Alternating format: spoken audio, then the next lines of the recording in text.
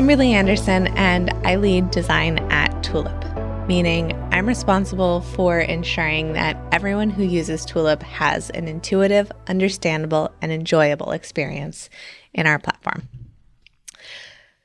What app or software did you use in your personal life in the past week that you genuinely loved? Let's take a moment. Okay, do you have it? What app or software did you use in your professional life in the past week that you genuinely loved? Got it? Was it harder to think of that second example? Did your basis for what genuinely loved means change in the context of your professional life? Over the past decade or two, we've lost our collective tolerance for software being unusable. We've seen better. We expect better. Your patience for software making it difficult to accomplish trivial tasks doesn't change just because you came to work. It often, in fact, makes it worse. That time savings has a more concrete value, whether it's time to onboard a new employee in a difficult labor market, or time asking another person to explain things to you, or time that you could just be using on other more crucial tasks. A business can quantify the annoyances with software being difficult. An interface that costs 1 hour a day of inefficiency for 200 operators is as if you had 25 full-time employees work entirely wasted every single year. 1 hour. Today, I'm here to talk to you about how to improve those experiences and how to design software that works for frontline workers. That might sound overwhelming. You're looking at me saying, but I'm not a designer. I didn't go to design school. How am I supposed to know this stuff? If you've seen the Tulip Experience Center in our office, you might have seen these doors. Every time you need to give a demo or go to the bathroom, you pass through here. And so many of those times, people pull the handle. You'd think that you'd expect to get it right at least 50% of the time, but no. We've got 200 plus employees in this office, 200 people many, many, many times a day stuck at this door week after week after week. So they're labeled with push. They alternately could have been simple flat plates instead of a handle. They could have been horizontal bars, just like the door is just outside, which both would have provided further indication of pushability without having to actually read something. They could have swung in both directions to avoid the issue entirely. They're labeled. That was a design decision. Someone designed that choice. Everyone is a designer. It just depends on how intentional it is. And the thing is, manufacturers are better positioned than most to think like designers do, because you already know two of designers' favorite tools. We call them problem definition and design process, but you might know very similar concepts by different names: the 5 Whys and Kaizen.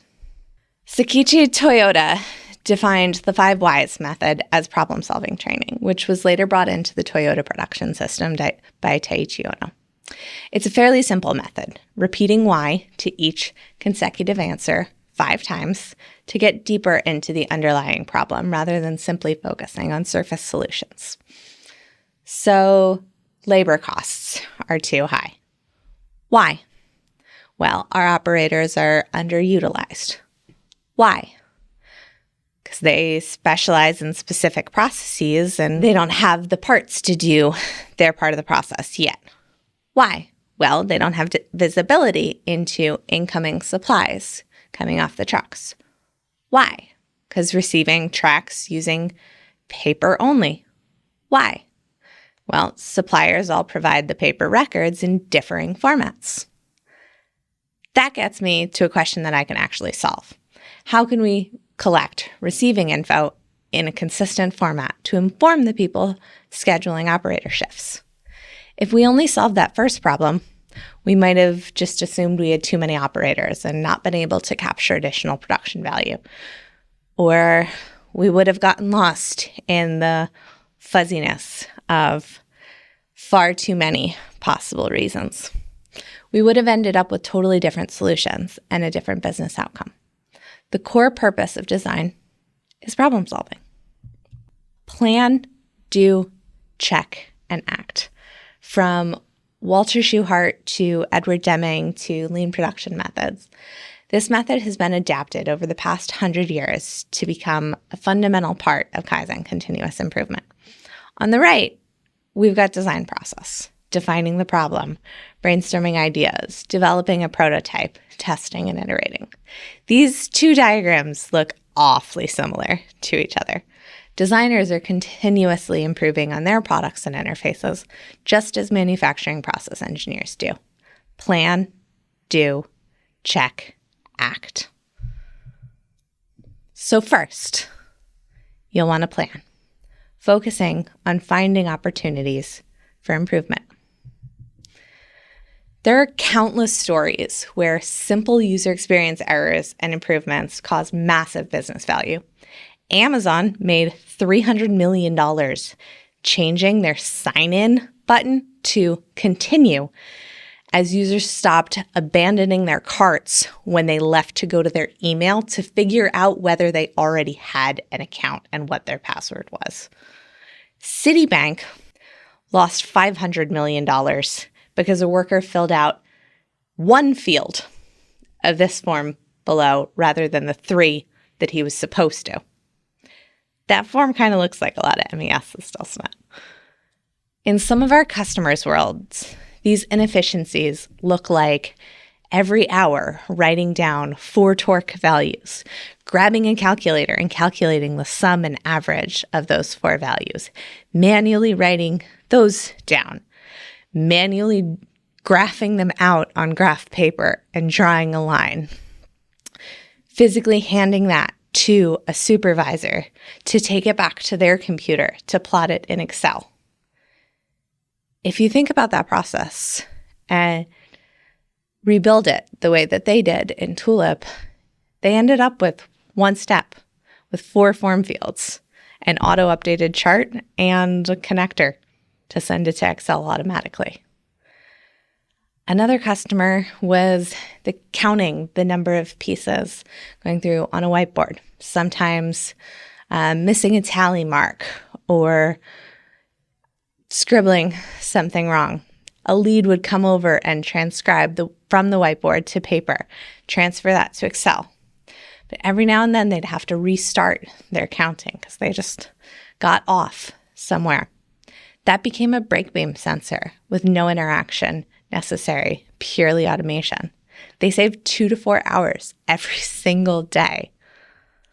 All around you in frontline operations, there are moments of data entry inaccuracies, confusion around nonlinear steps. What page of the process do I flip to next? This traveler's so big. There's people having to restart a task from the beginning after a mistake. What's going on in your process? How could you improve your process using software?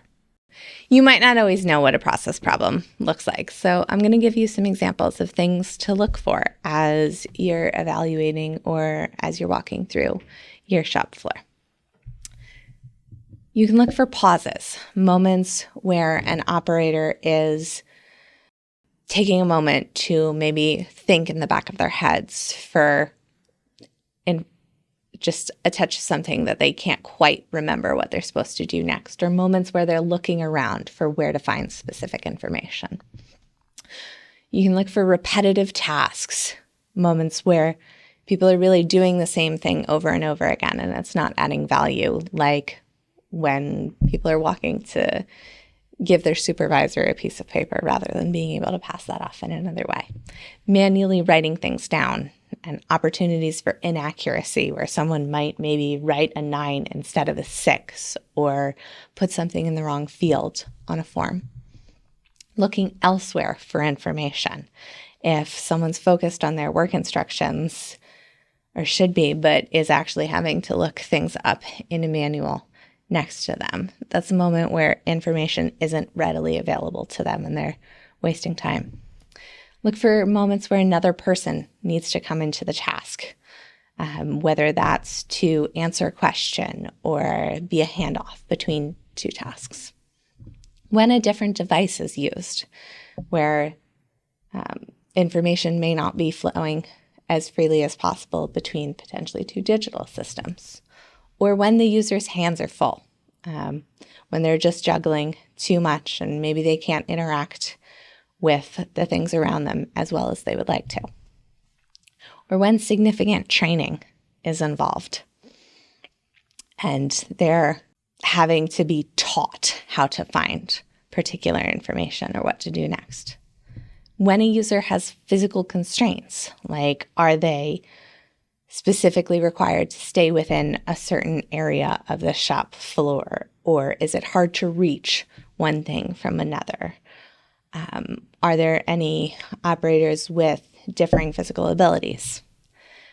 And especially look for when the user's attention is focused elsewhere.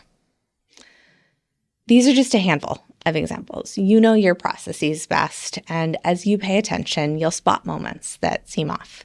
You'll evaluate why those moments might be happening and move from planning to doing something about it. So now what? Map out their task flow and draw a process diagram of the tasks that your operators need to do. Ask yourself, what decision points did the user face? What inputs were required to the process? Whether that's times that they need to store information into a form or a system, or time where other people need to give them information. Can any of those steps be combined? Can any of those steps be automated? Were any steps entirely unnecessary? Where did the user face friction? And conversely, was anything too easy and potentially dangerous, like something that has legal ramifications, where the user should face a little bit of friction? Did any steps require specialized training? One of our customers, for example, had machines that had to track 150 attributes that mattered. They had a paper sheet on every machine where someone needed to parse through 17 different screens to look for each important attribute, carefully write them down, and they were trained on where to find all of them. That became a single Tulip app with a single Tulip step, with a single button that automatically pulled all relevant attributes using machine monitoring. Now, they could have used Tulip to keep this process complex and have step after step that taught people where to go in each of those screens and where to find the information and ask them to type into a text field what the attributes were. But by looking at what that ideal process was, what could be automated, what data entry was a risk for mistakes, they drastically simplified things and saved time and training costs. They could do that because they understood their operators. Another thing you'll want to understand is those operators' physical environments. The most interesting thing about software in the manufacturing context is that it's almost never drawing someone's attention fully. Your operators are focused specifically on the main task at hand, whether that's assembling or inspecting. Software is often in their peripheral vision, and that changes how people interact with it. If I know that the interfaces are typically to an operator's left, it makes sense to always have the next action be in the bottom right, because I'm stabbing at it with my hand that's not focused on my task. And it can be closest to the corners because that's a lot more accurate for me to hit without directly looking at it than if that same button were in the middle of the screen. If those same devices are on their right, does my layout decision change? Can I see all elements of the text wearing goggles or a face shield?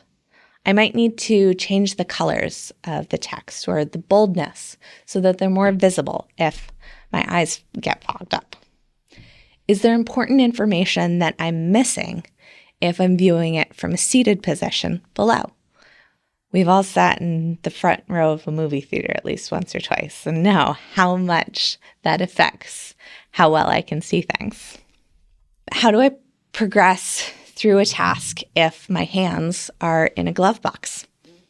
I'll need to trigger those interactions through another method, like a timer or a foot pedal, computer vision, or maybe I just need really big buttons that I can stab at with massive rubber gloves on.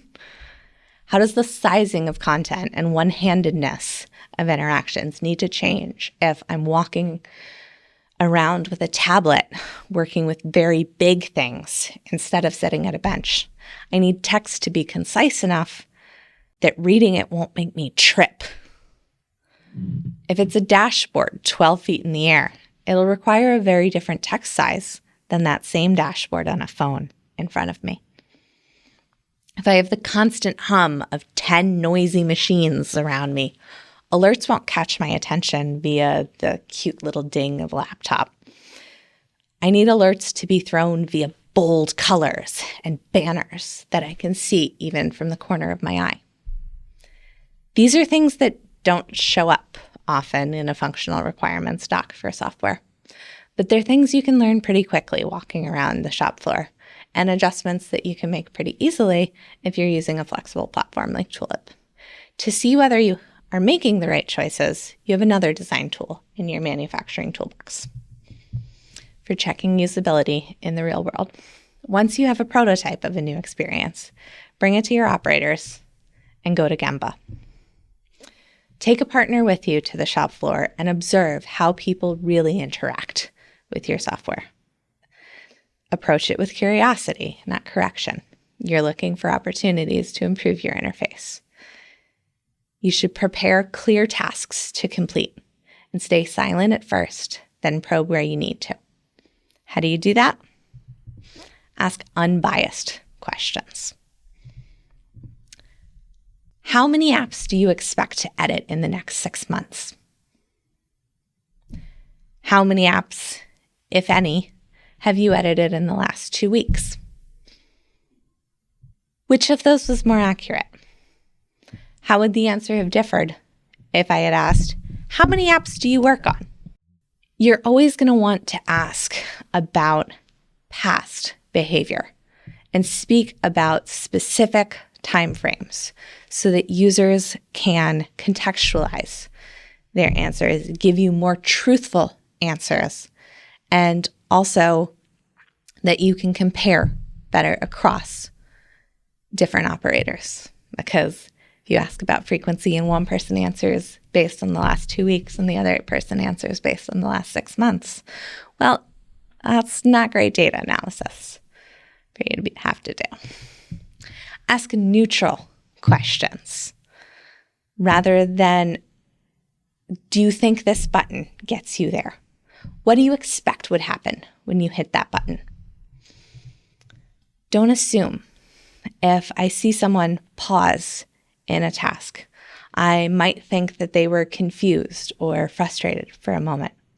If I ask them instead what was easy or difficult about completing that task, they'll tell me their genuine thoughts without my bias on it. And maybe it turns out that they just stopped because they needed a drink of water.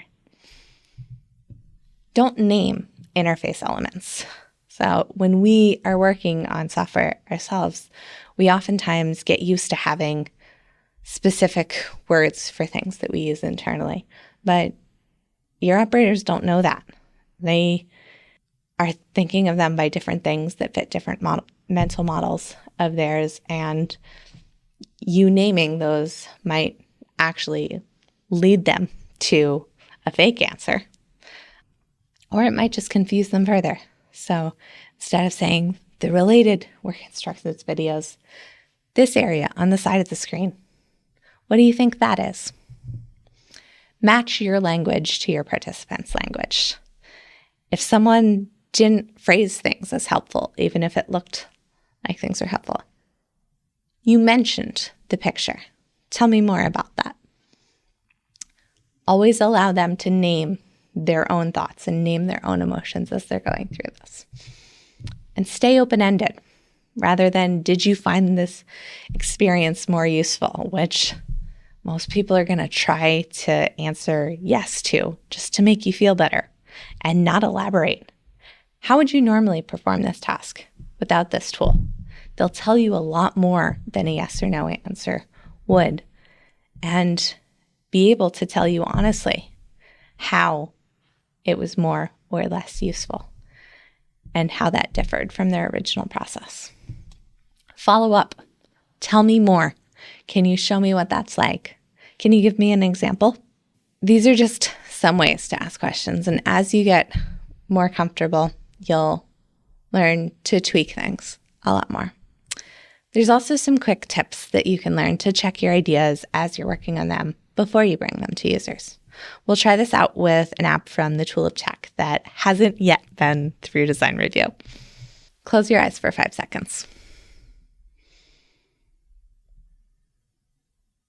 Are they closed? Okay, open them.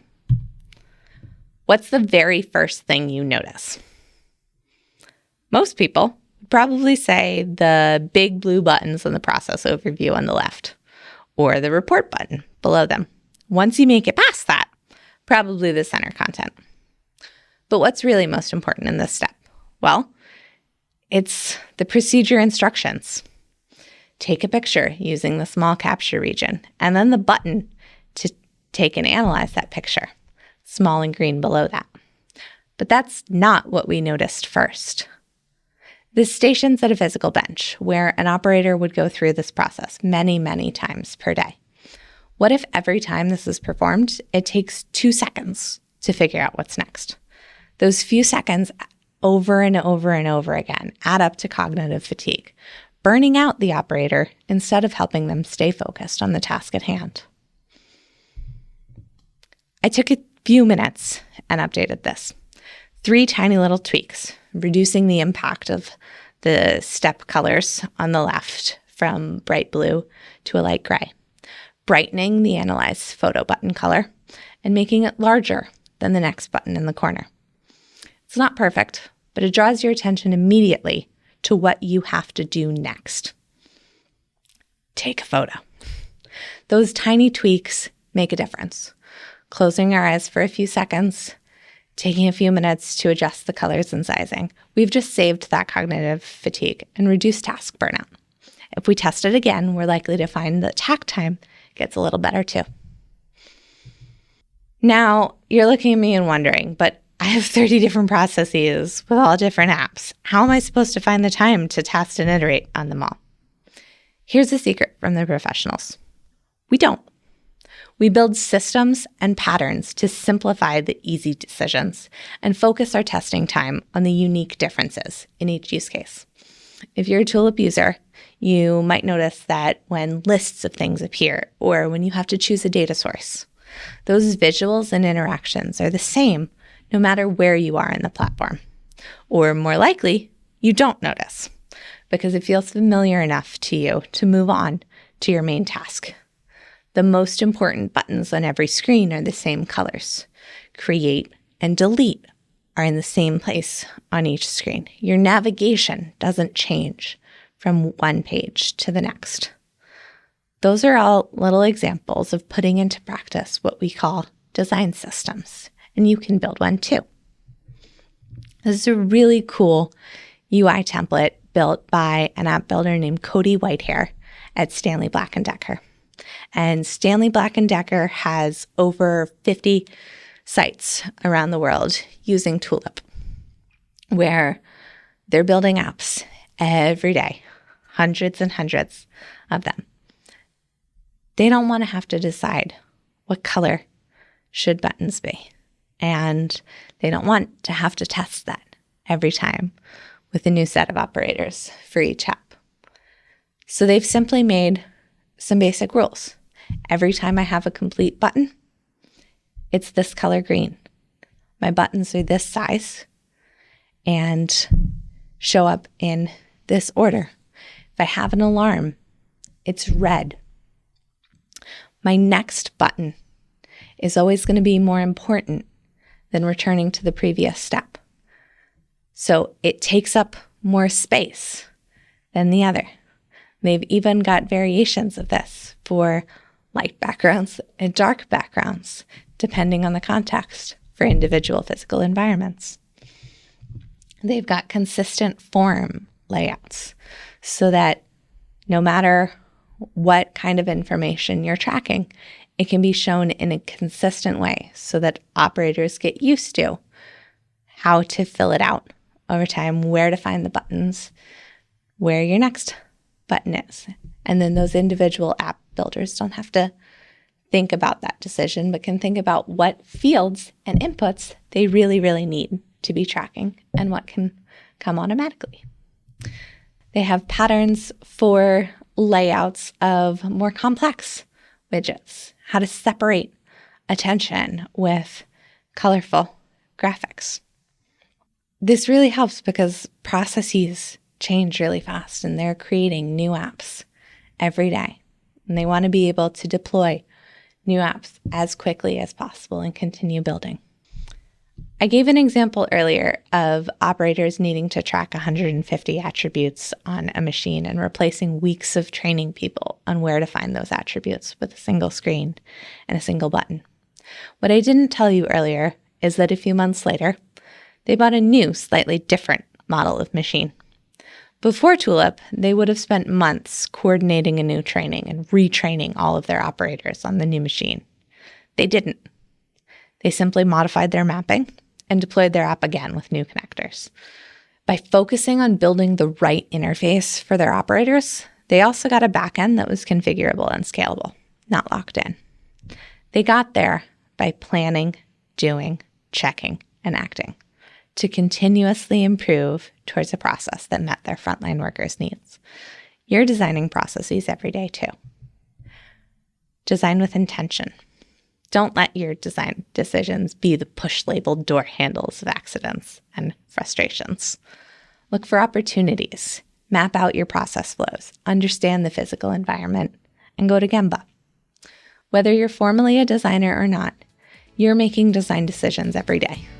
Design for frontline workers and make those decisions better. What will you design next?